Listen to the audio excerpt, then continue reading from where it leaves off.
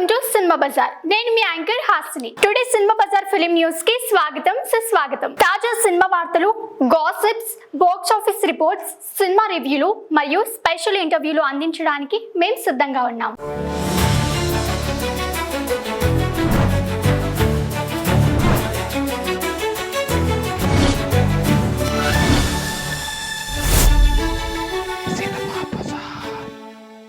ఆ నిర్మాత నాతో దారుణంగా ప్రవర్తించాడు. విద్యాబాలన్ తాజా వార్తలు నిజంగా చాలా బాధాకరంగా ఉన్నాయి.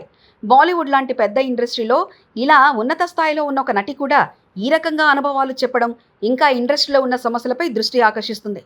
ఆమె చెప్పిన ప్రతి మాట వెనుక ఎంతో బాధ, కష్టం కనిపిస్తుంది. ఒక నిర్మాత అసభ్యంగా ప్రవర్తించడం, ఆమెపై మాటల దాడి చేయడం వల్ల ఆమెకు ఎలాంటి మానసిక క్షోభ కలిగిందో, 6 నెలలు అద్దంలో నా ముఖం కూడా చూసుకోలేకపోయాను అన్న ఆమె మాటలు చాలా గొప్ప వేదనను వ్యక్తపరుస్తున్నాయి.